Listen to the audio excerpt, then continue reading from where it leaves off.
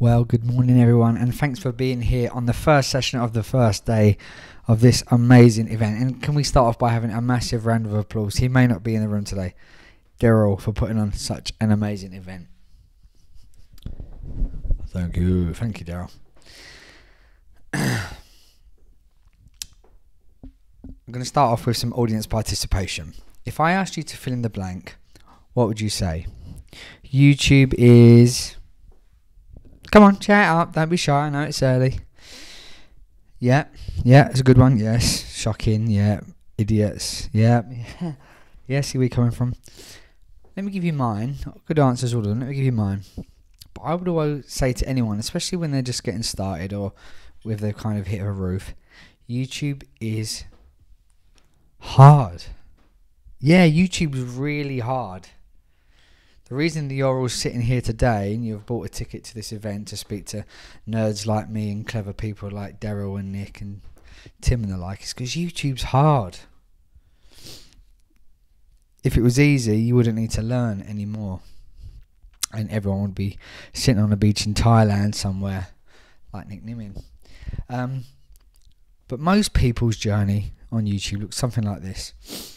We make some videos, we think of something that we're passionate about, follow your passion. It's very, very common advice.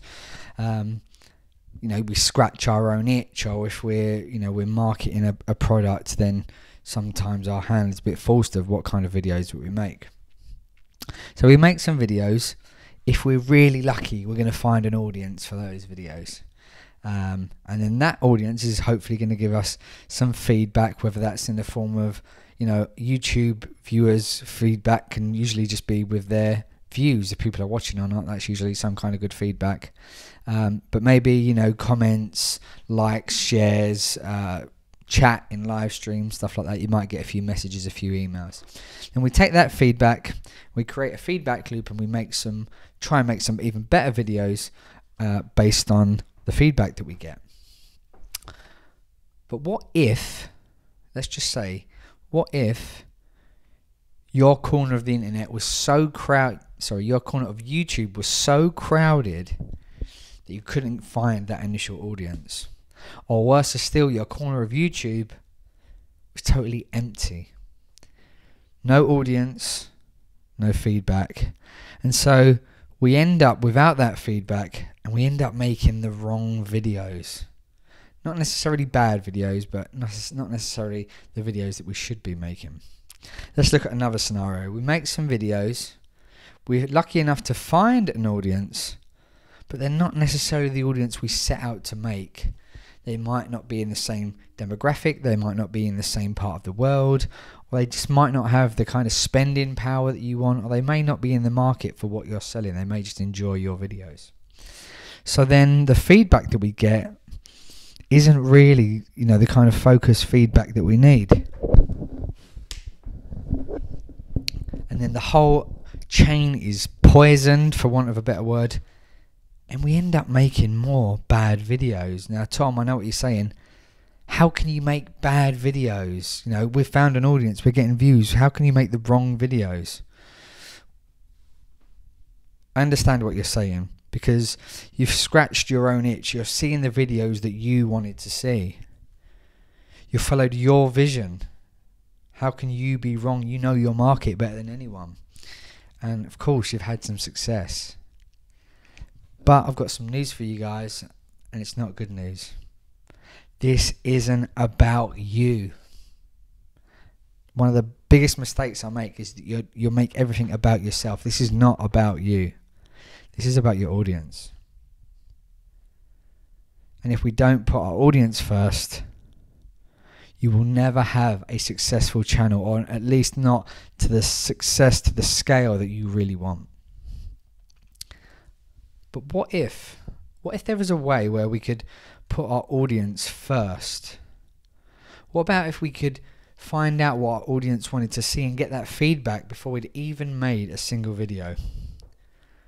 What if once we knew what they wanted and we made those videos, knowing that we were making them in exactly the right way for exactly the right audience, we'd get some feedback, the right feedback, and then we'd tune that in to make even better videos for the right audience. My name's Tom Martin. I am a YouTube veteran of about 7 years. I've uploaded thousands of videos to YouTube, and for the companies I've worked for, I've added millions of subs, billions of views, and that equates to roughly pots and pots of cash for the companies that I've worked for. Now, today I'm going to talk to you about using a system to put your audience first and utilize what they want to create channels as successful as these.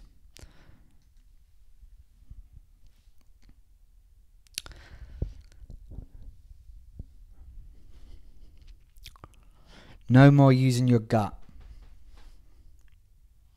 No more throwing stuff against the wall to see what sticks. No more scratching your own itches. No more hunches. No more pissing in the wind. This is a system. Of course, it's keyword research. That is the title of the presentation. So obviously it's not a big mystery. And keyword research, for those that don't know, in its essence, is using the data of what people are searching for and utilizing that data to size up opportunities, and then leveraging that data to optimize your strategy and your videos to find that audience and get in front of that audience. To describe keyword research is to say it's like magic.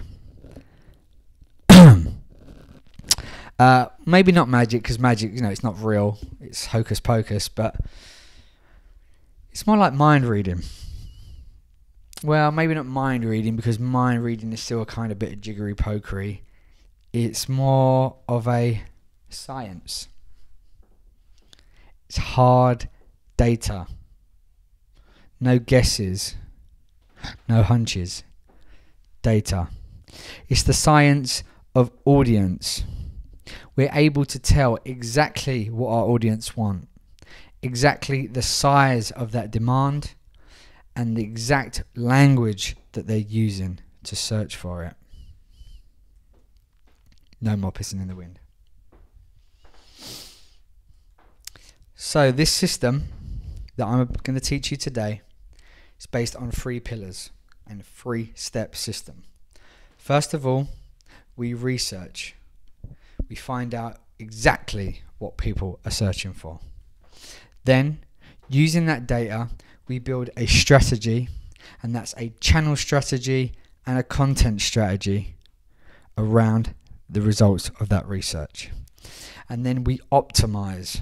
We optimize, we optimize, we optimize our channel, everything we do, and every single video that we upload, we optimize for those keywords that we find. And I know what you're thinking. Did I just go back in time to 2012? No.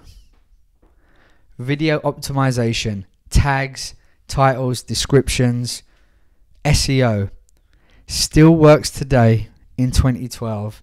And in fact, the techniques that I developed in 2012 not only still work today, but they work better than they've ever worked before. Now, I don't expect you to take my word for this. I don't expect you to follow me blindly. So I'm going to give you a little context as to how and why this works, and show you some evidence, because the more you understand the system, the more likely you are to go off and use it. And I genuinely want you to use it. Have success, and then tell everyone else where you heard it first. I'm just going to take a quick drink.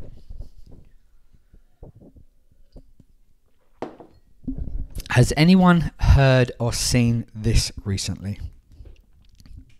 Tags don't work.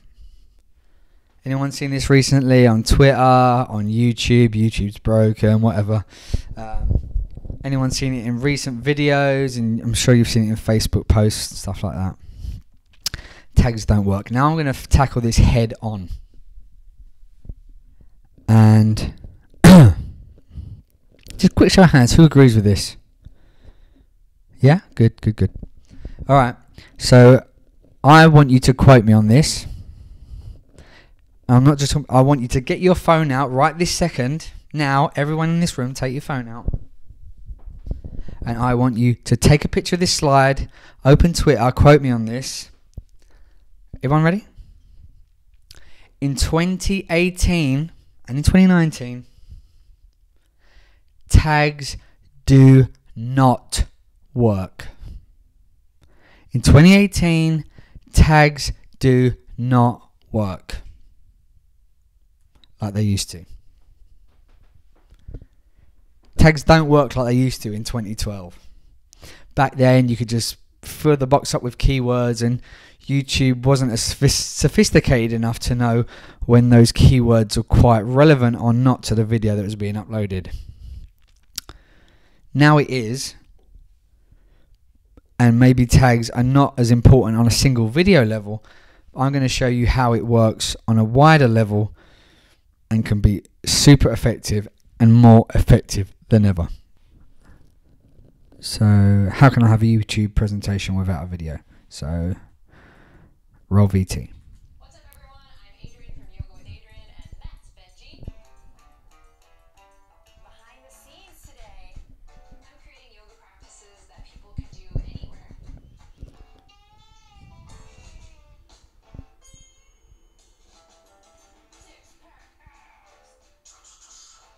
Be authentic and find what feels good. I'm Adrian Mishler, and I'm bringing yoga to everyone. Sponsored by Adidas, no less. A YouTuber who has crossed over into the mainstream. This is a real big business. Not only is it a huge YouTube channel and continues to be, that's where it started, that's where it continues. They've got a membership site, merchandise, live events, and brand deals coming out the wazoo. But how did this come about? I'm going to show you a screen grab next. It's not been photoshopped. You won't believe it's not been photoshopped, but it's not been photoshopped. This is what happened when I searched on YouTube just for the word yoga. Have you ever seen a search results page like that? Not only is the channel the #1 result, not only is every single result taken up by Adrienne, but this is just a big giant advert for the channel. That's how much of an authority this channel is. And we're going to talk more about authority in a little while. But it's not just this keyword, it's the longer tail keywords too. Yoga for anxiety, big keyword, ranking #1. Yoga for beginners, hugely valuable keyword. And that's ranking for that #1 as well. But like I said, this is a business.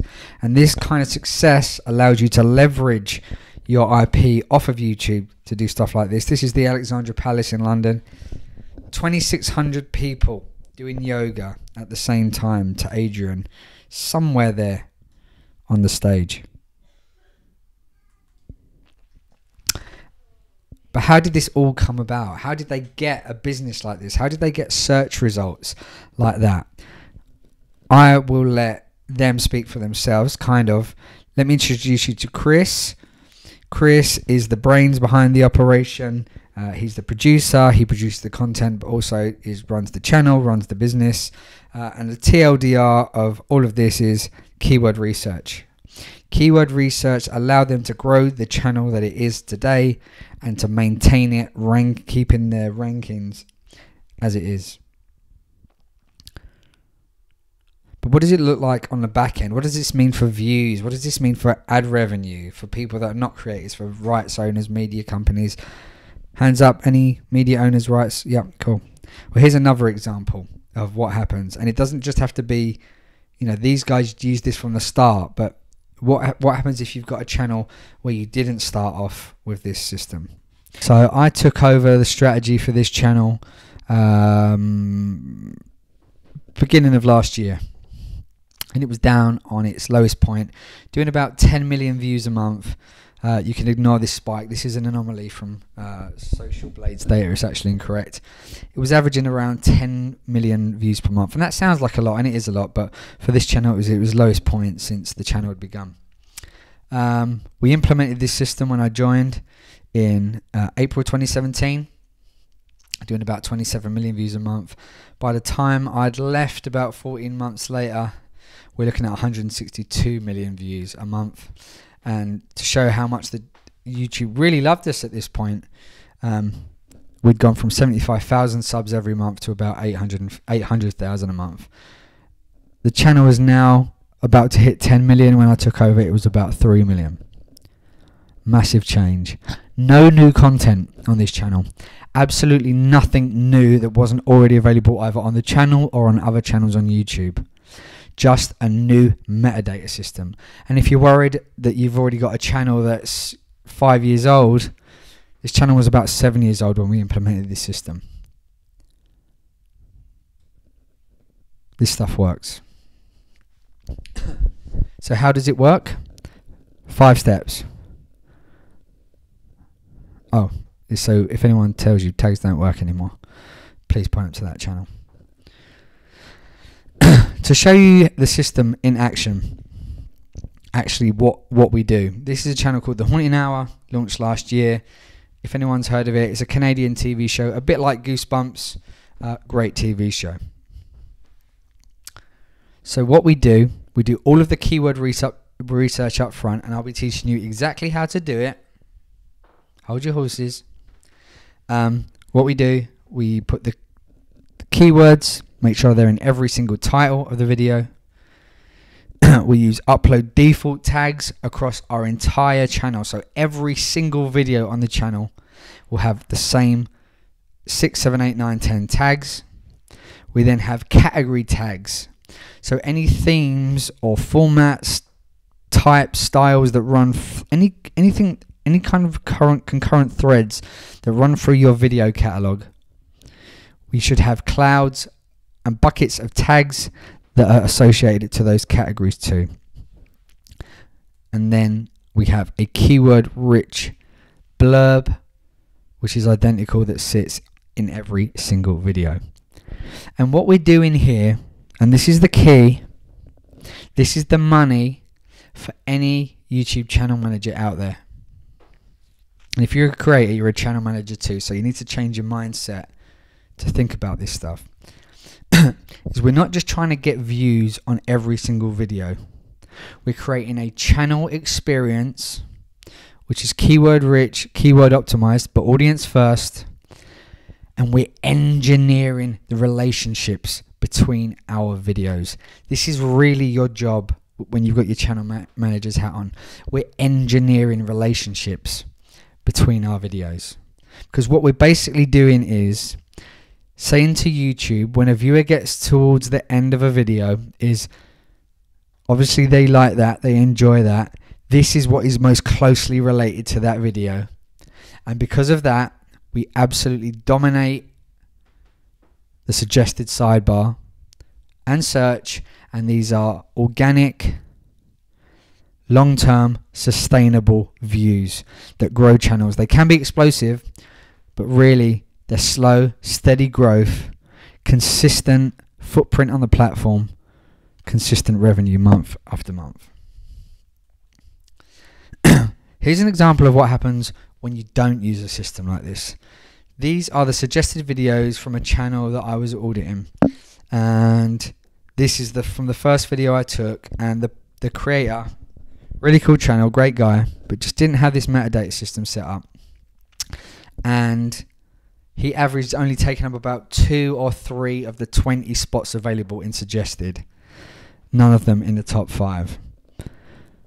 Second video, none in the top 5. It wasn't until the third video that one of his videos popped up, and remember, I'd been watching his videos all day for about 2 days, so really that should have been recommending things to me left, right and center. And make no mistake about it, if you're not at the top of this list, it's not a missed opportunity. It's not a chance for growth. You are leaking views. These views are rightfully yours to claim. But you need to do the work to tell YouTube that you deserve that spot. And again, if you're not dominating the suggested sidebar, you are leaking views, and you need to take the system that I'm about to teach you and plug those leaks. On the flip side of this, the Haunting Hour channel that I just showed you a second ago, they average about 13 of those spots, which is, you know, pretty upper echelon. And hand on heart, the first video I took this screenshot, they had 19 out of 20 spots. You can imagine what that is doing in driving viewership between our own videos. Watch time, session time, subscribers, revenue, views, all within our own ecosystem, because we are engineering those relationships.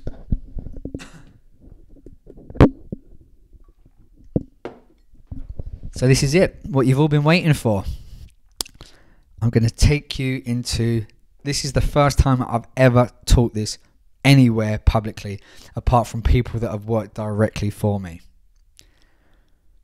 So get your notepads out. Show of hands, who's ever done keyword research before? Come on, hands up, hands up.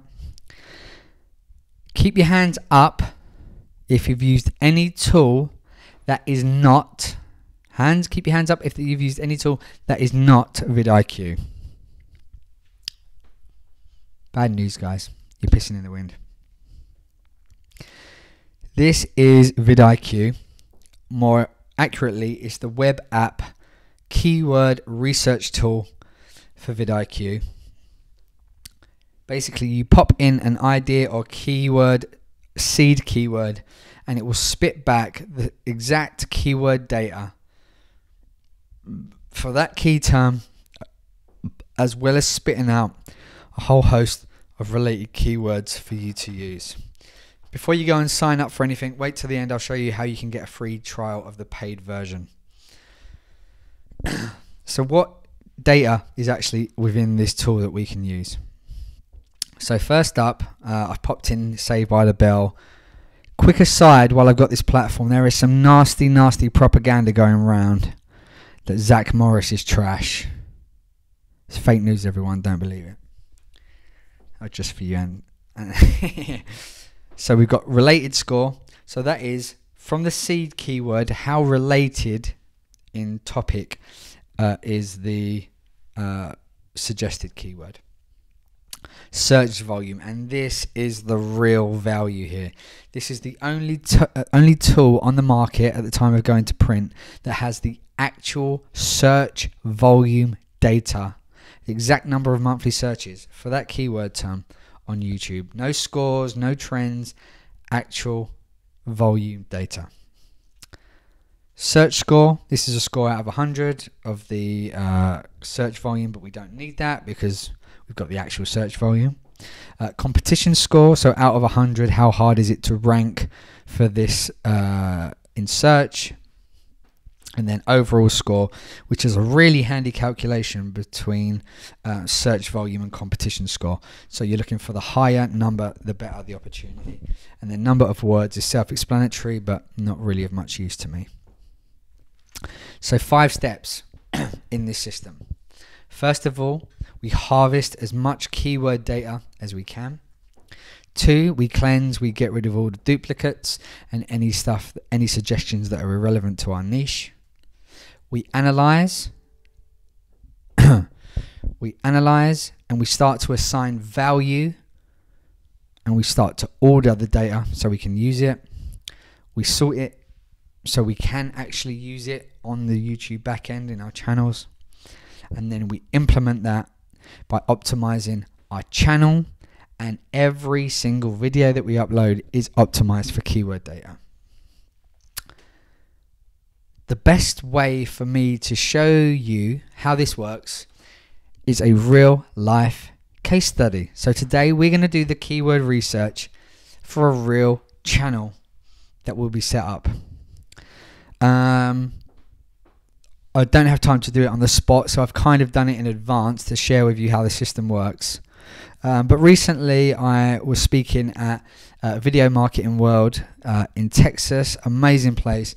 and I had the pleasure of having some amazing barbecue with Daryl and some other great people, and of course can't get it out of my head. So today we're going to harvest the keyword data around a fake barbecue channel. So first of all, what you want to do is come up with a list of C words. It's not C words, that would be really bad. Seed words. So these are rough, broad topics that we can drill down into that we think will get a lot more so these are broad topics that will cover our whole market. If you can't think of 20 words, you probably don't know enough about the subject to start a YouTube channel about it. If you're doing this on behalf of a client, then you want to ask them if they're already trying to rank for some keywords with their website, something like that, or if not, just try and get some kind of pain points from their audience. So we list out these 20 seed keywords, and then we're going to enter all of those into vidIQ. So we transfer them to an Excel spreadsheet. You can use Google Docs, whatever it is. But we're going to be flicking between a spreadsheet, whether that's this or Google Docs, and vidIQ. So really simple. We take the first seed keyword, punch that into vidIQ, see what comes back. We're not looking into this too much at first. All we need to do is copy and paste the entire data set, and then we paste that back into our spreadsheet. Simples. Then all we need to do is just rinse and repeat for all the other seed keywords that we've got. Just wanted to bring something to your attention. While I was doing this, straight away, there's one keyword that started to stand out to me, especially seeing I'd just been from Texas. But before you know it, an hour later, and we have almost 3,000 keywords that we've harvested from vidIQ. So a lot of data to be working with. Obviously 3,000 words, keywords and key phrases is probably too much. Well, it is definitely too much. So now we need to clean that data so it's more manageable. So first of all, what we do is we remove a few columns that we don't need. So we remove the number of words column, the related score column, because we'll be the judge of how well related they are or not, and we get rid of the search score because we already have the search data in exact volume.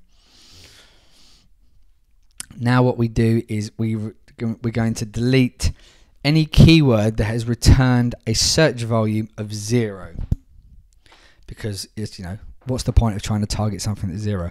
One thing that I will say is if you're looking at a really small niche and you don't get a lot of results back, not all of these, sessions are going to end up with 3,000 keywords back, is to keep some of those because they might just be good ideas for videos later down the line. 0 doesn't mean 0. It just means a really small amount. If it was really 0, it wouldn't even register at all. The next thing we're going to do is remove all the duplicates, because obviously a lot of those seed keywords are similar, and there's going to be a lot of overlap between things like barbecue spelt with a C, barbecue spelt with a Q, Texas barbecue. A lot of the results that come back are going to be very similar. So we remove those duplicates and we're left with probably about 1,700 results now. This is where it now starts to get a bit manual, and you do need a bit of time, a bit of concentration, because now we need to go in manually and delete anything that we don't think is relevant. If you're not really familiar with stuff, you may need to go in and Google a few things, and as you get to the bottom, what you'll find is you're being now a lot more harsh, and you're deleting a lot more because you've seen so much repetition. And if you've got a lot of similar things at the bottom of the list, which remember are now the worst opportunities than you have at the top, there's no point trying to rank for stuff that's similar to something that's already got a really high opportunity.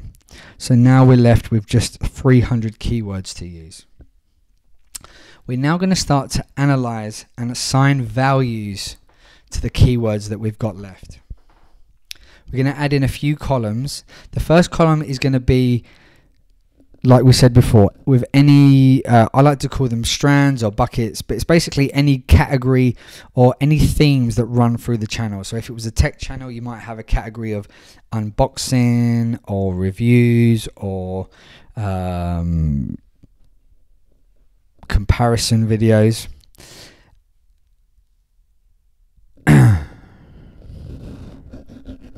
And then type is going to be how we're going to use the keyword. So are we going to make one video out of it? Are we going to make a series of videos about it? Or is it just going to be what I like to call a primary, or we're just going to use it for a keyword only? And that would be, let's say if it's what I would like to call a primary keyword, it means it's a really great, strong keyword, high search volume, low competition, but it's so broad that we probably couldn't make just one video about it. It's probably a keyword that's related to almost every single video on the channel. So I'm just going to label it for now, and I'm going to show you how we're going to use it later. So we're going to go through this, and you'll see that I've started to assign something in the notes column, which is a money keyword. Now, a money keyword is something that is a really, really soft opportunity. Not only is it high search volume, low competition, but it just screams out that it could be really, really monetizable and really easy to build either a series of videos or even an entire channel around. Then, as you get to the bottom, you're going to, again, when you get to the bottom, you're going to see a lot of repetition, so a lot of stuff you'll be assigning just as a keyword only.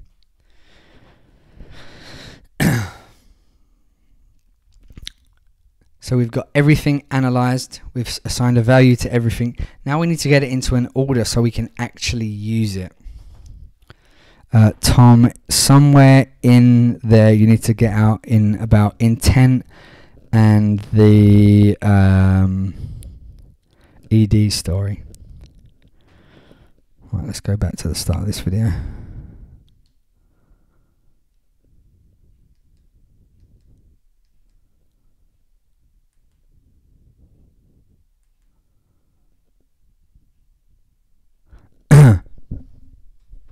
So the first thing we want to do is filter for all of our primary keywords. So these are those really valuable broad keyword terms, and we're basically going to copy and paste these, and these will be the channel keywords or the channel tags that we set in the back end of YouTube.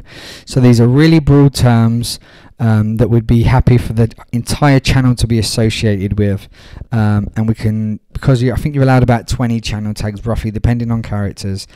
You might need to trim it a little bit, but generally it's pretty simple to say these are going to be our channel keywords. Now we're going to get a little bit more detailed, and we're going to copy and paste each single category into its own little section. And so these are going to be our category tags. So every video we make about the brisket category, we're going to select about 6 or 7 tags that will go on every single one of those videos, as well as our upload default tags and as well as our video specific tags. So you will have to trim some of these, and we're taking out anything that would not apply to every video in that category. So we took out how to smoke a brisket, and I think the other one was Texas brisket, because they may not apply to every single video that we make about brisket. But everything that's left, we'd be happy to associate with any of our videos about brisket. Again, we repeat that for every single category, and before you know it, you've got this lovely spreadsheet which is set with all of your defaults for every single category. Speaking of defaults, we come to the most important part now, and these are our upload default tags. So these will be a condensed version of our channel tags, but we're going to have to be a lot more selective because we only want about 6 to 9 probably max upload default tags. And these, remember, will be going in the tags of every single video that you upload.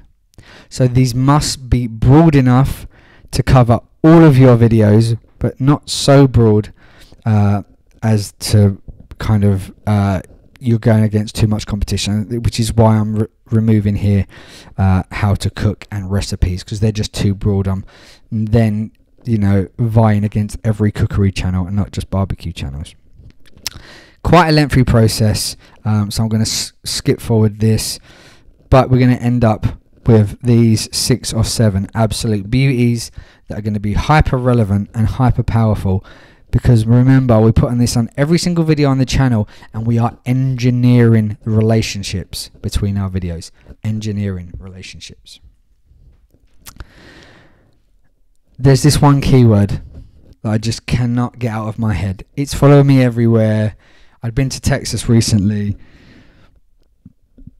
It's just such a ridiculously good opportunity. Really high search volume. You say it says 15 million. 15 million is actually like the max search volume, so it could be more than that. That's the highest number they record, and really low competition, 45, to give us a lovely 77. So just to recap, I've not really gone into it yet, but below 50, you know, 40 to 50 is a decent keyword. 50 to 60 is good. 60 to 70 is great. 70 to 80, fantastic. 80 and above, we're talking like money, money, money keywords. Real money. So what do we do when we find a keyword as money as this? I'm going to show you in the implementation stage, because we're going to build an entire channel around it together. This is Tom's Texas Barbecue Pit, a channel based entirely from the data set that we have just analyzed and sorted. It took me about 5 hours, that session, and we've got enough data to run a real life YouTube channel. This looks like a real YouTube channel, but the videos are not quite real. And just as I may have mentioned previously, if you followed me on social, this data which we've got here, I'm giving it away for someone to go away and actually make this a real channel. No work, you've just got a channel ready to be made, and this, trust me, this keyword data is enough to start a business on. I'm giving that away. Stick around to the end to find out how you can win that. So, how have we actually implemented all of that keyword data? First of all, we've got our channel tags. We put those in the back end of our YouTube channel. Set and forget them. Remember to put those into speech marks. Nice and easy, the first step. Second is our upload defaults. So we've got an optimized title. It's personable, but it's also got our main money keyword in it, Texas Barbecue. And it's also got a keyword rich blurb right here at the bottom. I suggest everyone has this, just a short condensed version of your about section, keyword rich, that goes into the description of every single video. And then of course we've got our upload default tags separated by commas that will go into every video too.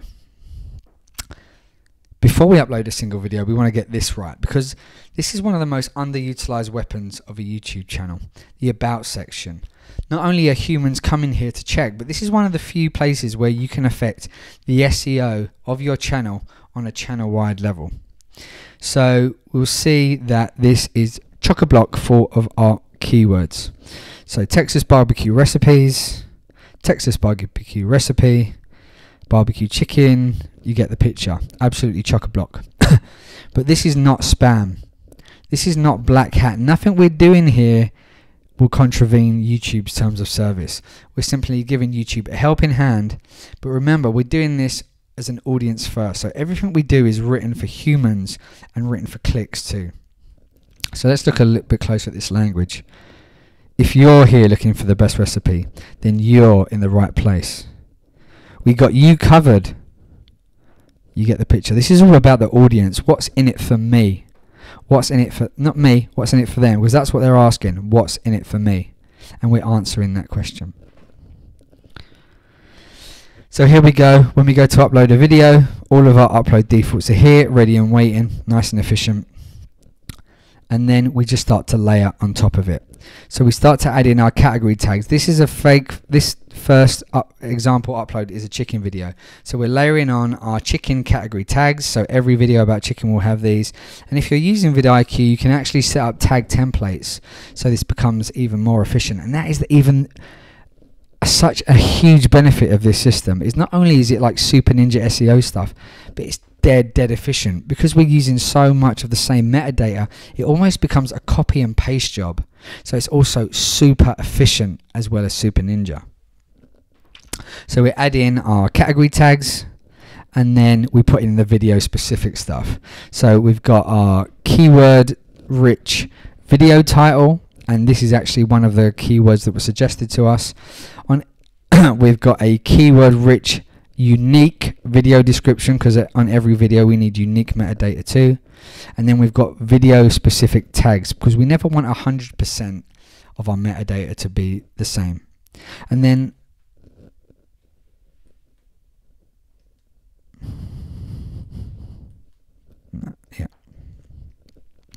so how does this look like? And again, look, you see that we're getting these triple keywords because we're getting the keywords in our title, tags and description. So how does this look when you start to look across the channel? Here are 3 chicken videos up side to side. So you see that we've got our upload defaults. Upload default title, description and tags. Then we've got our category default. Then I've added this in as well. So this is an extra layer of relationship engineering. And this is for every single recipe video that we publish. We will have this in the title. Then we have our category defaults.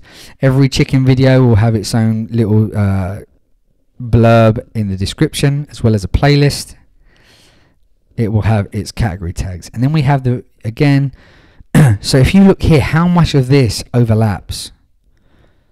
How much of this is identical? If you imagine this across 1,000 videos, big chunks of videos that have very high similarities across their metadata. Engineering those relationships. Please remember that. And then we've got all of the video specific stuff around that. So what does this lead to? We've engineered those relationships. This leads to taking up that suggested sidebar. This leads to us dominating search and suggested and just getting a continuous churn of views day and night, organic growth. Because we put our audience first and we also placated YouTube at the same time. No more pissing in the wind. So let's recap again. We research what data people are searching for. We build a strategy, that's a channel strategy and a content strategy around that data.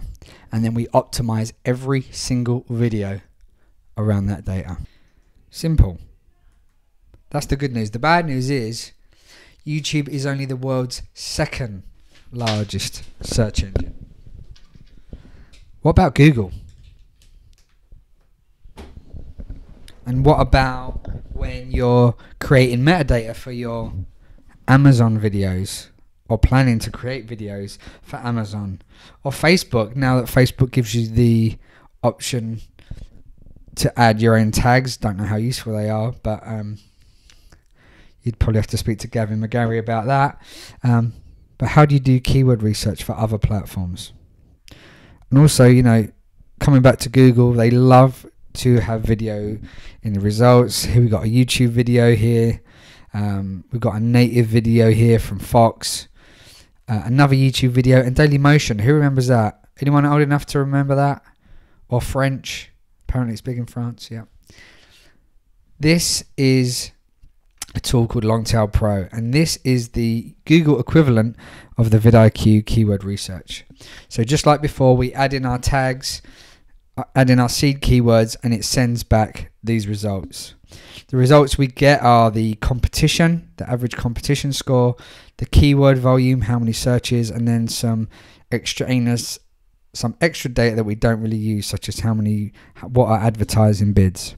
So again, it gives us a whole list of related keywords that we can use, and I love this feature. You can click on a keyword and it will open up and analyze the top 10 search results. Really, really useful. So you can see how likely you are able to rank in the top 10 Google results. The green indication is where there are kind of really weak spots within the top 10 that you can exploit. Another really good thing to look out for here is, are they already ranking YouTube videos in their search results?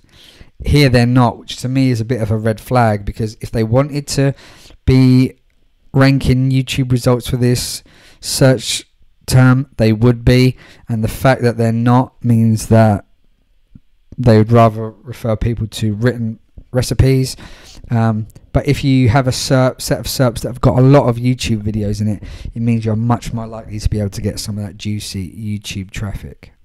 They have a really good function here to be able to export data, so you don't have to do all of that yucky copy and paste job. And again, keep this really short, but we just remove all of that extraneous data that we're not going to use.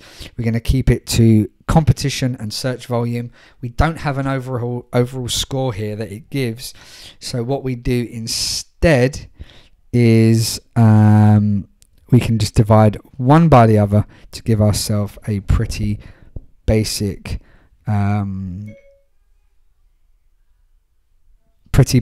opportunity score. Did you accidentally summon me? Yes. Yes, go away, Alexa. Siri. So pretty straightforward, but it's the same principle for this platform, and you can use this data obviously to try and rank native video on your website, but also, like I said, you can use it as an indicator for other platforms such as Amazon, Facebook, Vimeo, whatever it may be. There are some tools that purport to be able to give you Amazon search data and maybe Facebook, but I've not tried and tested them yet, so I can't recommend them. But a quick Google search should be able to give you that. So same principles. We research the data, the language they're looking for. We create a content strategy and a channel strategy around this, and we optimize our videos, And that's it. You can find out more if you want to go deeper into this. I've got a course coming out in the next month or so around keyword research, or if you want your teams to see this, people that couldn't be here today. You'll also find out about my services if you'd just rather somebody with a trained eye do it for you. And you can also find out how to contact me for anything else. And also you'll be able to get that unique vidIQ month free trial. Thank you very much.